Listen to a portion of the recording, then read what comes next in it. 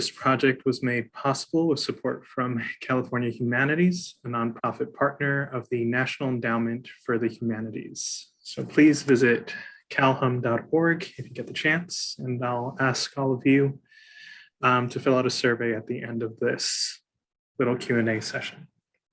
So I'd like to welcome Virginia Espino. I'm very excited to speak with you today. And I'd also like to introduce Mia, who will be my partner in asking questions. So thank you for being a part of this, and I'll pass it on to Mia to begin the Q&A session. All right, our first question is, what inspired you to become a historian and set you on your current professional path?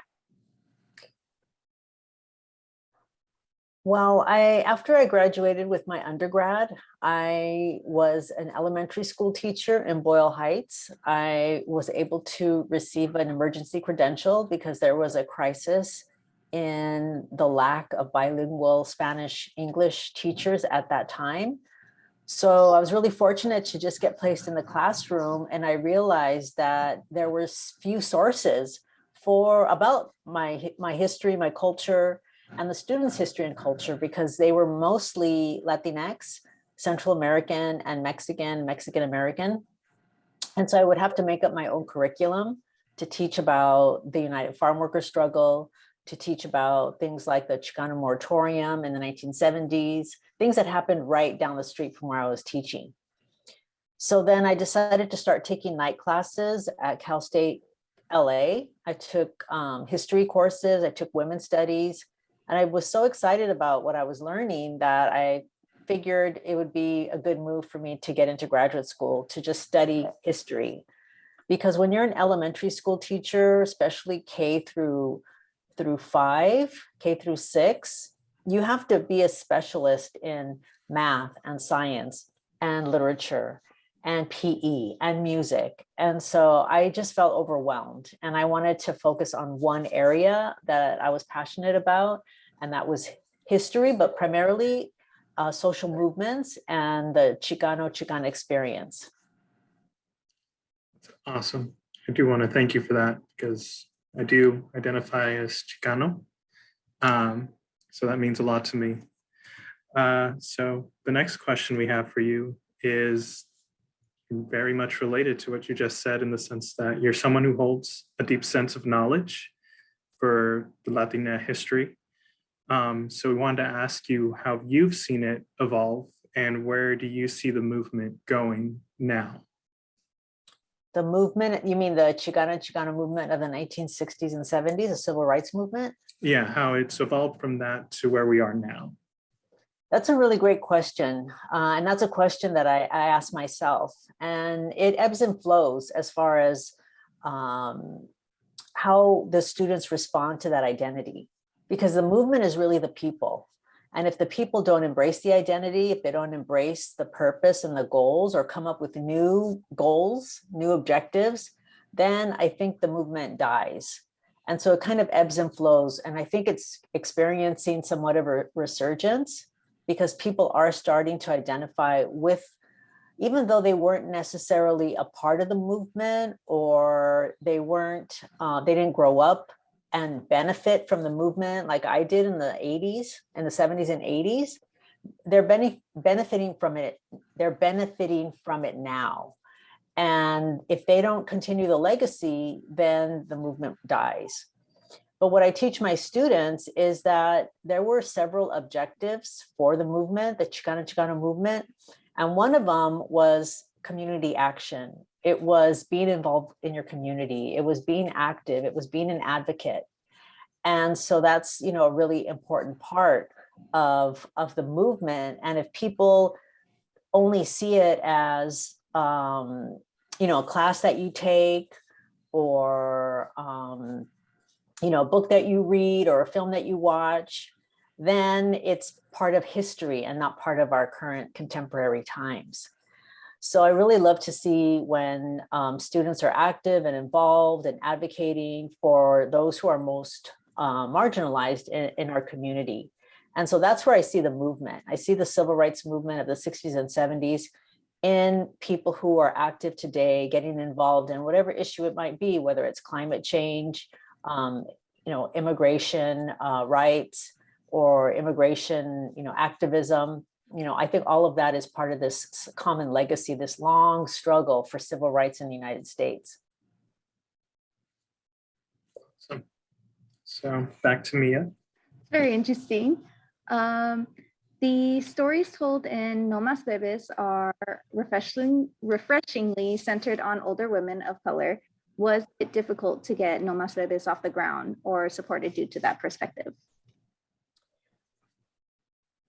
It was hard to find the Madrigal plaintiffs. I call them the Madrigal 10 because there were originally 10 plaintiffs. It was difficult to find them. And then once we did find them, it was difficult to get them all on board to sit in front of a camera and to relive that trauma. So there were a couple of the Madrigal plaintiffs who did not want to participate in the film. And then there was Dolores Madrigal, who agreed and interviewed with us and actually had her son by her side, felt that it was just too traumatic. And so she declined to continue interviewing with us. And then there's the case of Maria Hurtado, who had a different experience, or at least a different response to what had taken place. And I think that her circumstances were a bit different because her husband was very much a shoulder that she could cry on at the time that it was taking place. He gave a deposition, so he was actually going to participate in the legal battle. So very much supportive, knew what was taking place, wanted her to be involved in this lawsuit. And then they had 6 children. So it's not the same as for Melvina Hernandez, who was sterilized after her second child when she was only 23 or 24. Mrs. Hurtado was in her 40s when she experienced that unwanted sterilization. So she had a different perspective, and she was welcoming and she was open, and we wanted her to film in one area of LA. She would come up from San Diego and do that. So I think that it really depended on how their family responded to the situation and how supportive their spouses were. So she was very, very welcoming. And then there was Mrs. Hermosillo, who was very excited about participating, but also very frightened about what she would say and how she would come off. So it took a while to get her to sit with us. And it took some just, building rapport, building a relationship. And you can't simply just, knock on somebody's door and expect them to want to speak with you. And so it takes time to build a relationship, to build trust, to build confidence, but also give them the opportunity to back out. So it was difficult, honestly, to get the Madrigal 10 to interview for us. And it was easier, in fact, to get the defendant doctors, who all agreed to an interview, ironically. I hadn't thought about that. I hadn't thought of how it might have been difficult to get them to just be wanting to be a part of the movie in the first place. I'm glad we got. I was very surprised, honestly. I was very surprised, but I'm not the one who reached out to them. So the person who reached out to them had a non-Spanish surname. And then when we decided that who would be the crew to go out and interview them, I was not included in the team. So Renee Tajima Pena is Japanese American, and our associate producer at that time, I believe she has a Mexican mother, but she presents herself as white, and her name is not a Spanish surname. So that was the team that went out to interview the doctors. And Renee and I had a long conversation about what it would be like for me to be in the room.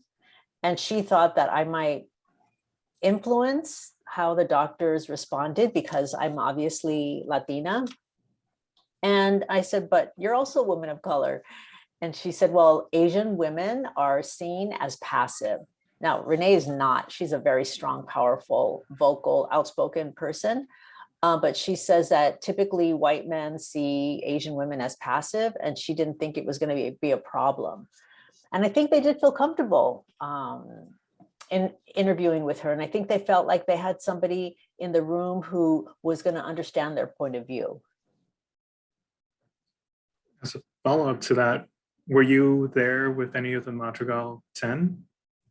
Yes, I actually interviewed the Spanish-speaking mothers. So Dolores Madrigal, Carolina Maria Carolina Hurtado, Jovita Rivera.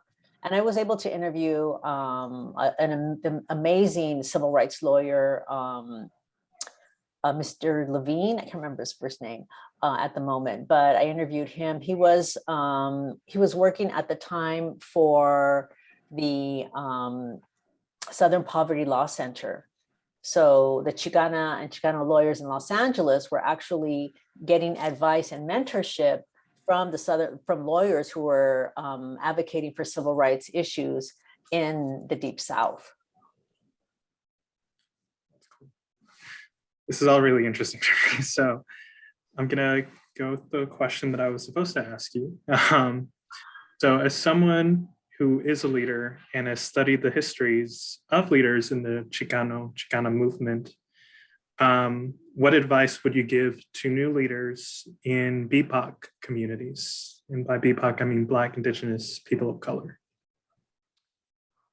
Well, that's a tricky question because I was born in 1962.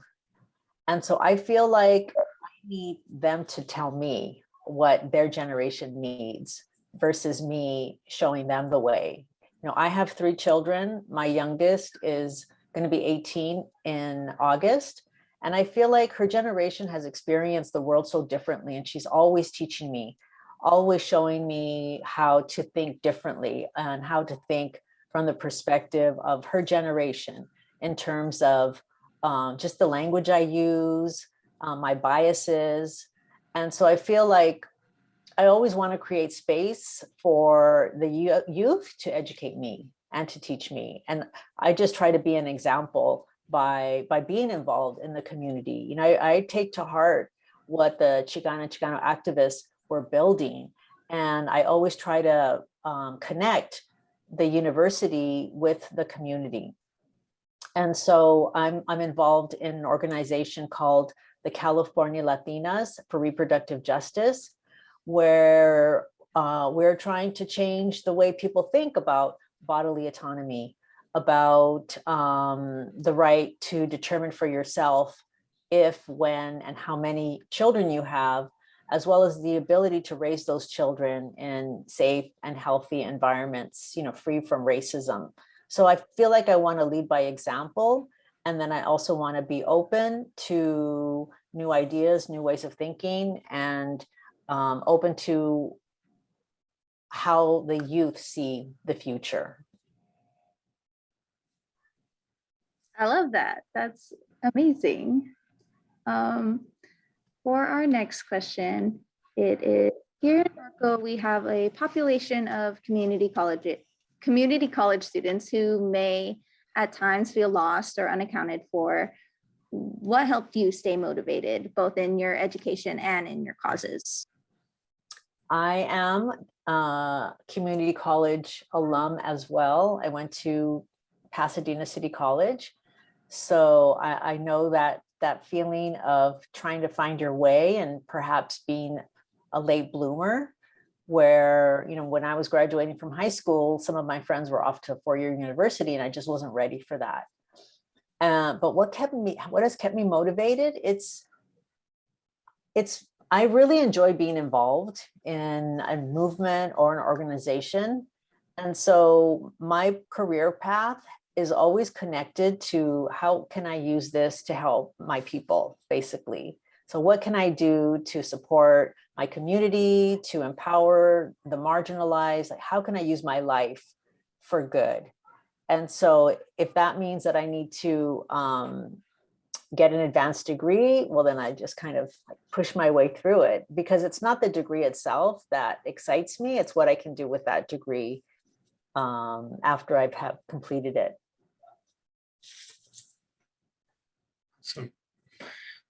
So for our next question, as someone who centers and focuses on the histories of people that are seldom told, what advice would you give to us, a library that is in the midst of creating an archive of pretty much untold BIPOC local history? Wow, that's incredible. That's wonderful.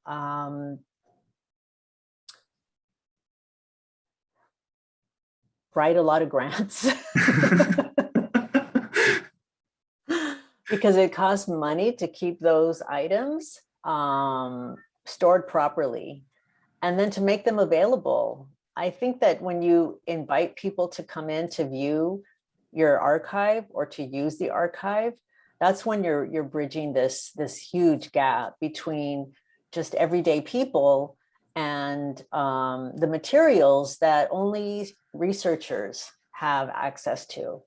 And I really love the idea that a local public library has an archive that people can come and look at and also build, contribute to in building.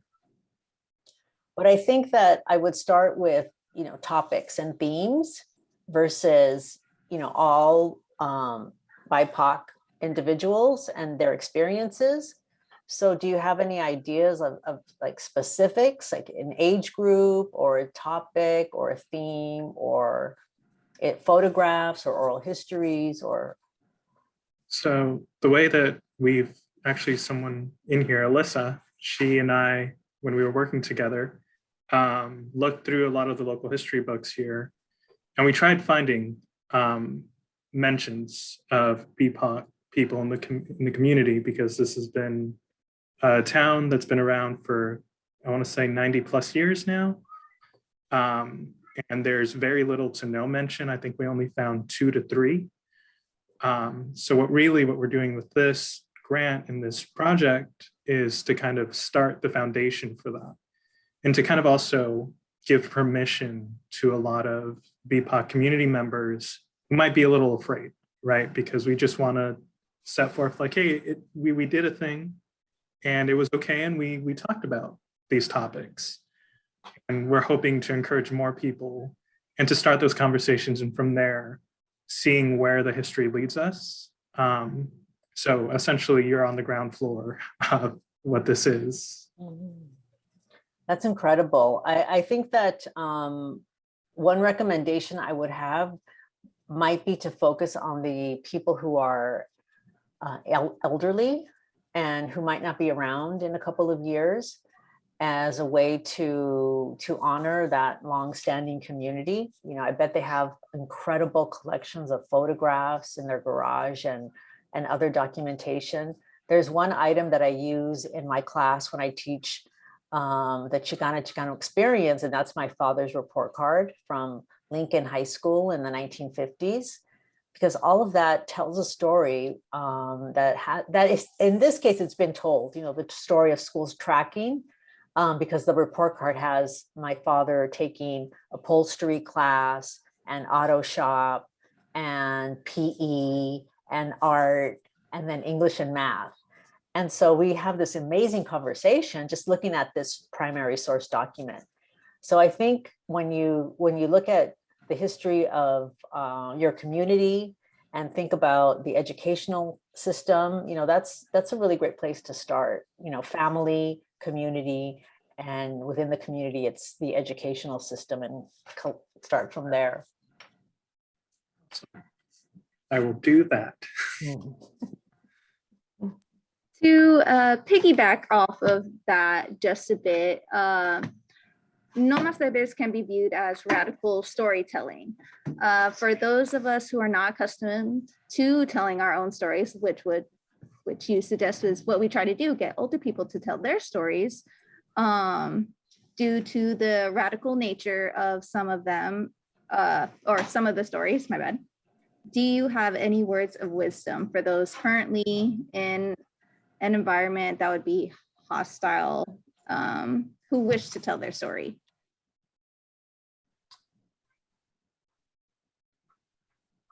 That's a tough question. It is. Because every situation is so unique. And I think that we really need to, well, at least you as a library can create those spaces, those what are considered brave spaces, so that people can come and feel like they can tell their story. You know, that's my job, I feel, is in my classroom to get people to share. So I usually share. I'm the first person to share about my experience. That's why I talk about my family history, because I want students to know that it's okay to talk about the fact that maybe your father was an assimilationist and wasn't encouraging you to speak Spanish. You know, it's okay to talk about that. There's no shame in that. And so I think the space that you create, I mean, you can't control every space that people are in. You can only control the space that you're in. So when you create that space and make it a comfortable place for people to feel like they want to share, you're giving the community a huge gift. And you'll be surprised how many people are waiting for you to ask them a question. They're waiting for you to ask them to tell their story about family, about community, about school, about their healthcare, about the pandemic. So I think that it's an exciting prospect, and I'm sure you're going to have a lot of people who are going to just open their memories to you once you give them the opportunity to do so. So I would be super excited for that, like all of the stories that I know that we're going to get to hear. So that was the end of our initial questions. So I wanted to open it up to the viewers who are here. If you have any questions for Virginia, either raise your hand, put it in the chat, or if you need time to think about it, I will be asking Virginia random questions in the meantime while I have her here. So feel free to post or raise hands. So I know you're currently working at UCLA, yes? Yes. Could you tell us a little bit about that experience? I started at the Center for Oral History about 8 to 10 years ago. And my first job at UCLA was collecting the stories of people who were involved in civil rights activism. So I created one series called Civil Rights Pioneers, people who were active in advocating for civil rights in the 40s and 50s. So I interviewed people who were in their 80s and 90s, because I felt like we have to get those stories documented, because no one was talking to Latinx individuals from the center. When I got to the center in the mid 2000s, it had been around for about 50 years, and they only had 6 interviews with people from LA's Latino and Latina community. So my job was cut out for me. So I did that series, and then I created another series on the Chicano movement, where I got to interview a lot of activists, people who aren't around anymore. So that was really important work that I was doing. But I felt like I wanted to do more than simply collect these stories. But that wasn't my mandate in my job. My job was basically collect the stories, put them in an archive, and then, basically that was it. I would perform some workshops at UCLA, but I really wanted to do more in the community. So I left that job, and I was able to get a teaching gig pretty quickly, because people had gotten to know me as I was working in the Center for Oral History. So I started working for 2 departments pretty simultaneously. I was working for labor studies and for Chicano and Central American studies. And I've just really enjoyed that experience. It was meeting students and showing them how important this movement was, and how they're part of that movement today, even if they don't identify Chicano is very meaningful work. Really cool. Mia, do you have any questions? There was something I just thought of, but it escaped me right now listening to her answer. So I guess a follow-up question would be, are there any people in the movement that you were really drawn to when you were That learning? was it. That was it. You think alike. That's awesome. People that I admire, well, they're the people that I found when I was researching the Madrigal case, because my dissertation really focuses on the activism. When I was researching in the mid-90s, I had access to the court records that are kept at UCLA's Chicano Studies Research Center. So I didn't feel the need to look for the Madrigal plaintiffs, but I did want to talk to the lawyers, and I wanted to talk to Gloria Molina and some of the other activists, because I knew that Chicana feminism was emerging at the same time that these sterilizations were taking place. And so I wanted to make that connection. I wanted to make the connection with those activists who were challenging traditional gender roles, like Gloria Molina and Antonia Hernandez, and Ana Nieto Gomez, who's not in the film, but she was someone that I went to first. And if you haven't heard the name of Ana Nieto Gomez, she is probably one of the most important Chicana feminists to come out of that movement period, because she was actually calling herself feminist in the late 60s, early 70s, when a lot of Chicanas were kind of not really comfortable with that term because it was associated with more of a white feminist politic of abortion on demand. And we kind of talk a little bit about that in the film, where you see that when it came to the waiting period, after the forced sterilizations have been exposed, some women in the more traditional white feminist movement were opposed to a 24-hour waiting period. I think they wanted 4 days, 3 or 4 days. That's what the Chicanas were advocating for. And so the compromise was 72 hours. And that's what we have today. We have a 72-hour waiting period before you can actually perform this surgery. So you can talk to a patient about tubal ligation, but you can't perform the surgery for 72 hours.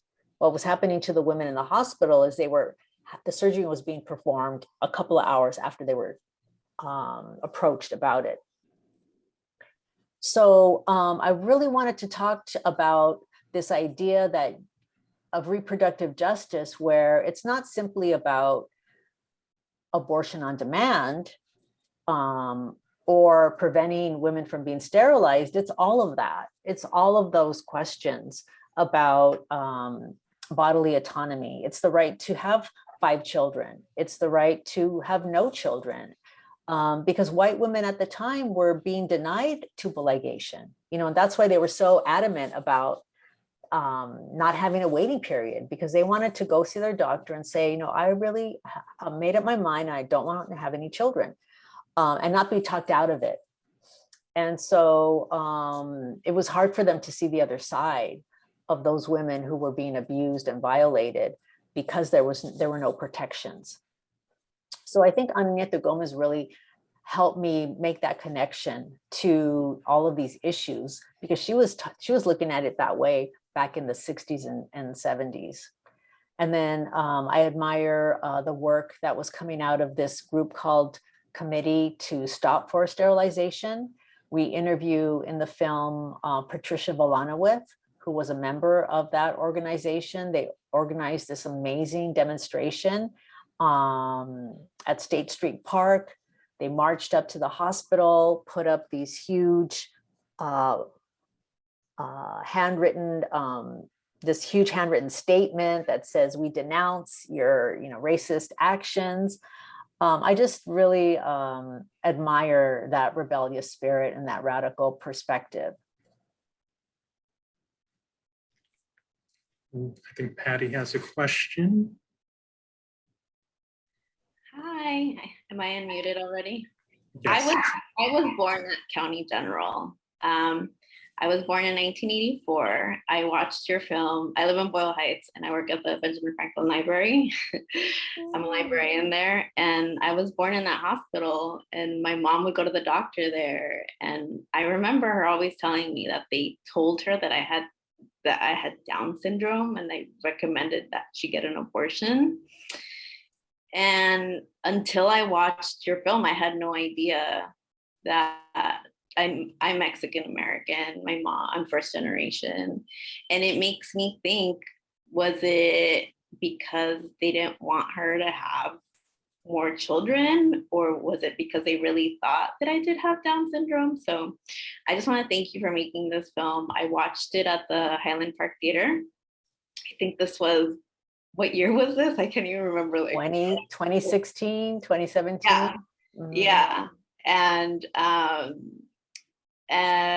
yeah, I mean, it was so impactful. I just remember like sobbing, like watching, like even watching the trailer, and, like thinking about my mom. And geez, I'm getting emotional. And I'm it's so just, sorry that happened to your mother. There's so many stories like that we hear whenever there's a screening, because that eugenic thinking, it enters into the hospital room in so many different ways. It's not always part of an actual program like it was in California in the early part of the 20th century.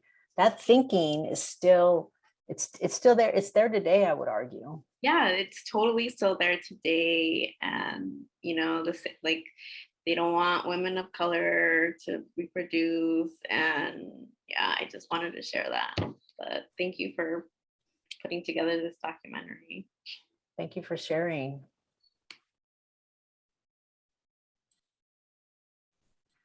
So one question that I did have for you is, do you remain in contact, or did you have contact with the Madrigal 10 after the film was shown and completed?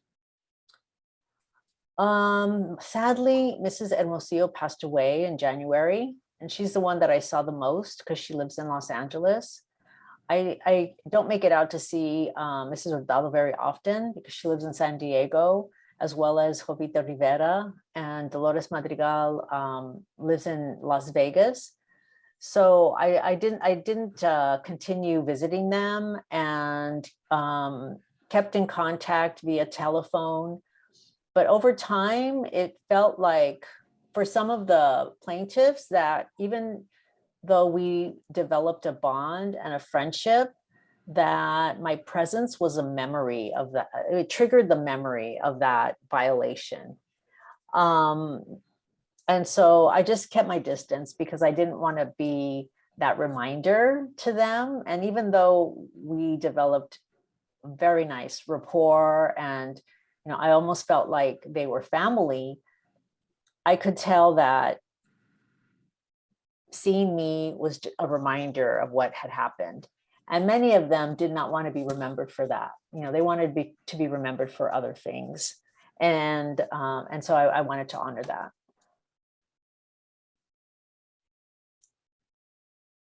I had a quick question.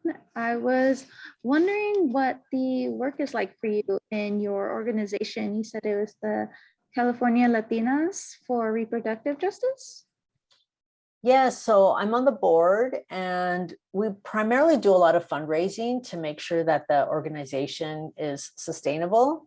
But the organization works at the policy level. They do have a campaign that is community organizing, but they have a longer history working in Sacramento, getting policies implemented. For example, they were behind the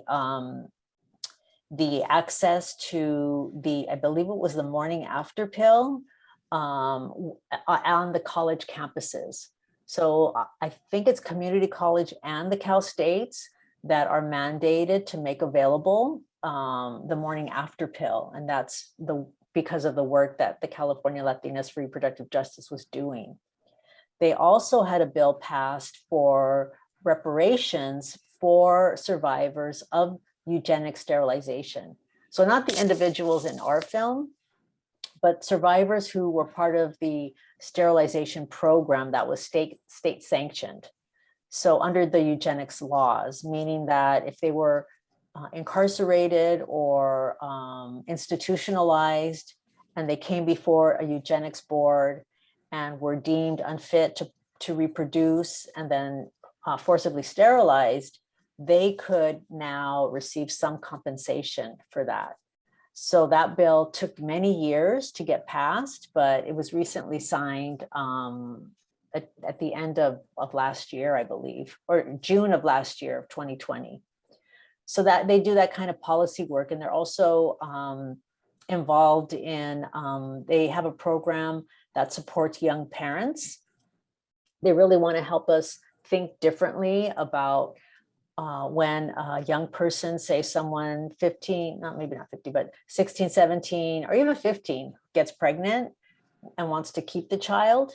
You know, typically we have school systems and community structures that see that individual as a wasted life. You know, no resources are put in that person's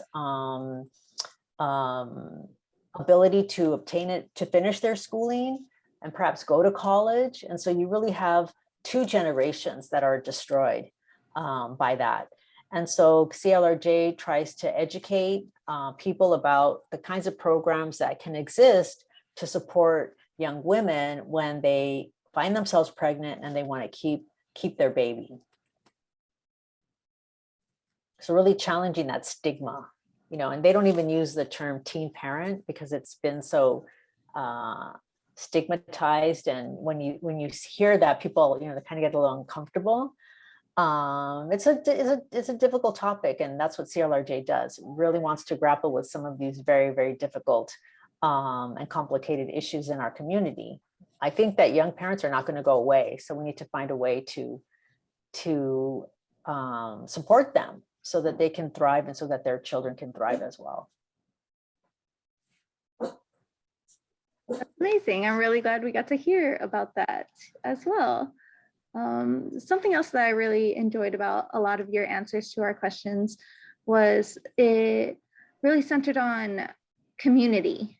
Like, that was what inspired you and what kept you going.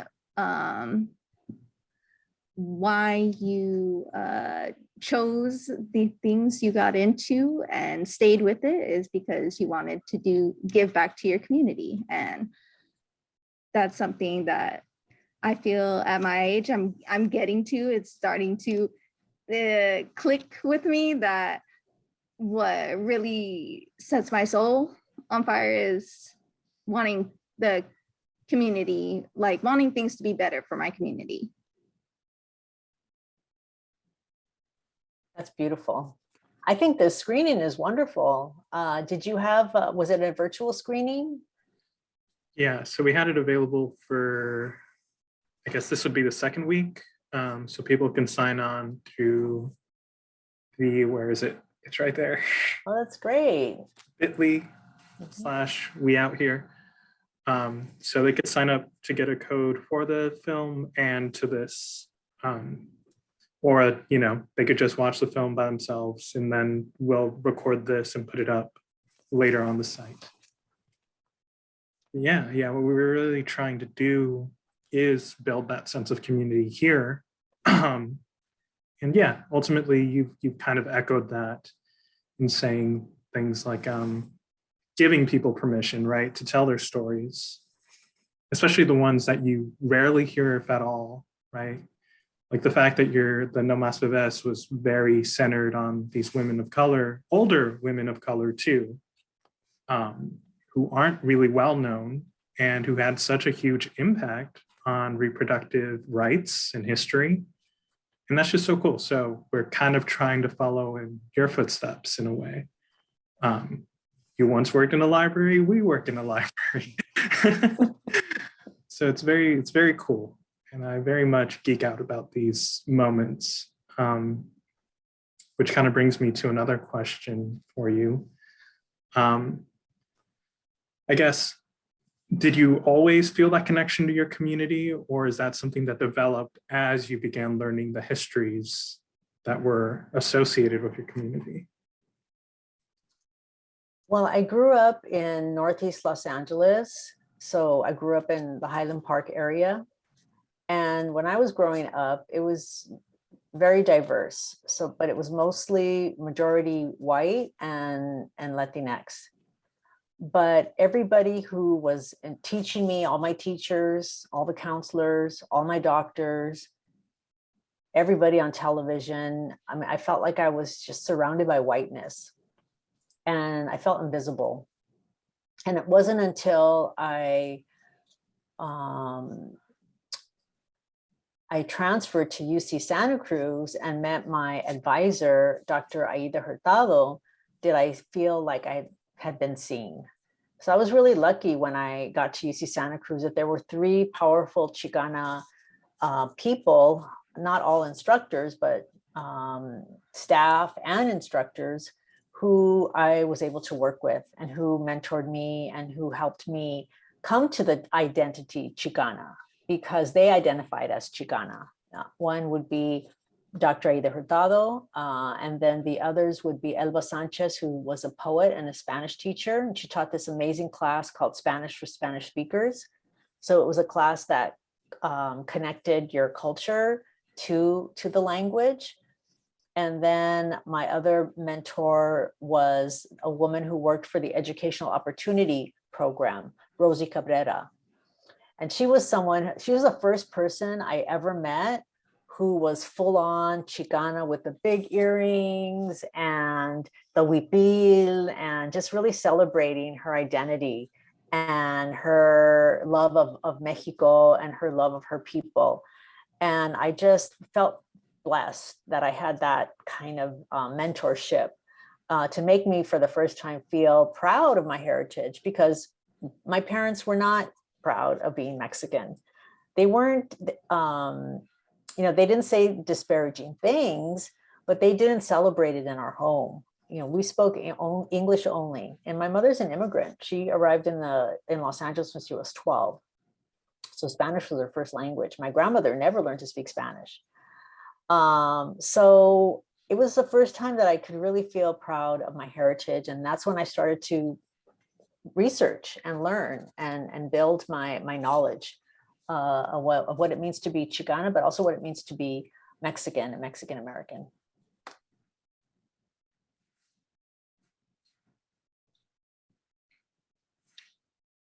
Awesome. I was just making sure no one else wanted to ask a question.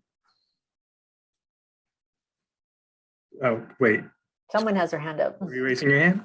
Geneva. Hi, can you guys hear me? Yes. Yeah. I relate so much to what you just said. My father was born here and my mother's Mexican, but growing up, I did not identify as Chicana, or I do not speak Spanish. So it's been a really hard thing to deal with, even now as in my 30s. Can you give me any advice about how to cope with that feeling of guilt and just not belonging? I can totally relate. It. Yeah, I can totally relate. I have been made fun of. I'm made fun of here in the United States for speaking Spanish. Like when I say Los Angeles instead of, people say, oh, Los Angeles. But then when I say Los Angeles in Mexico, I'm made fun of for sounding not Mexican. Yeah, it's like you never win. You're in this in-between space. Yeah. But what I would say is you have to just ignore all that noise, because I stopped apologizing for my upbringing and I stopped being angry with my parents, because it's not their fault. It's colonization. It's the violence of colonization that we were robbed of our heritage. And we were robbed of that self-confidence. And but in my case, I started learning Spanish in my 20s. So I can kind of speak, but then there are conversations that I can't have because I'm not at that sophisticated level. But just you're going to find a lot of people like you. And when you come out, When you Yeah. come out as that, you're going to Yeah. see how many people are going to agree with you and that you're Yeah, and not I alone don't in that I don't experience. usually ever talk about it just because I feel bad, but you're right. Probably connect with people if I share it more. Yeah, absolutely. And I Yeah. was lucky that in the 90s, there was a comedy troupe called Latins Anonymous, where they would talk about all of these different issues that we're talking about right now in terms of language skills and identity and not fitting in and being embarrassed, you know, the shame. Yeah. Thank you so much. Good luck. Thank you. We are very much this group of of Mexican descendants who don't speak Spanish, but finally we get older and we can make these decisions for ourselves to learn and start connecting with that. Absolutely. But it's hard and it's a little daunting, but I enjoy it as well. Yeah, I think approaching it from a perspective of being unapologetic is important, because the only thing that is to blame is colonization and white supremacy.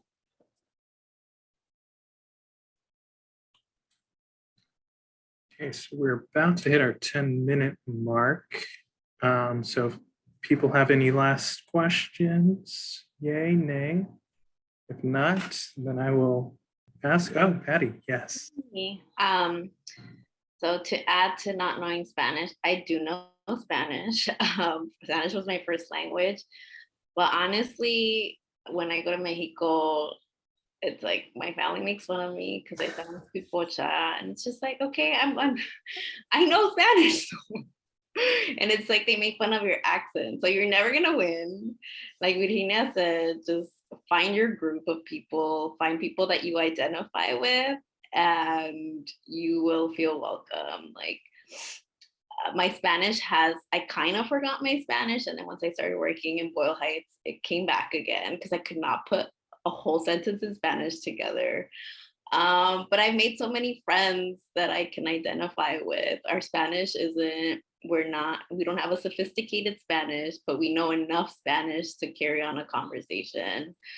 And yeah, like, don't be ashamed. Like I tell the ESL students when I go and give presentations at the library, don't be ashamed of your accent or not knowing, just practice, and who cares? I know it's hard, but just embrace it and do it. And that's all I have to say. Good advice. As you can see, you're not alone. 3/4 of us experience what you're experiencing. Yeah, okay. So in the meantime, I'm going to put in the link for the Cal Humanities survey in the chat. So if all of you would please take that so we could continue doing programs like this, because I think it's great. I think it's awesome that we got to talk about the things we got to talk about, because I think it is kind of rare to hear it, right, in like these public spaces, because I personally didn't experience these kinds of conversations until I was in community college and until I was meeting professors who were into this history of people, when it's been all around me the whole time, right? It's that weird disconnect, but I'm glad that we could have this here and have a public discourse. So thank you, Virginia, for everything that you do and for being here. And I hope we can have you back at some point to do something with us. I hope you're open to that. Fingers crossed. Absolutely. I do oral history workshops. If you're thinking about an oral history project, happy to do that. That's amazing. Yes. We would have to connect for that. Thank you so much for being here. And thank you everybody for coming into the virtual talk. Thank you for inviting me. This has been a really powerful conversation, and I appreciate your poignant questions and your openness, your willingness to be vulnerable. Yeah. So we'll stick around for a little bit if anyone has any more questions, but Virginia, you're free to go. Thank you for coming here, or if you have questions for us, we're also here for you. Thank you. I think I'm going to sign off. I have to go pick up my daughter from school. So appreciate you all. Appreciate the work that you're doing. Please stay in touch. And if you're interested in learning more about the California Latinas for Reproductive Justice, they have a website. They're on Instagram, Facebook, and Twitter. Take care, everyone. Thank you. Thank you. Bye-bye.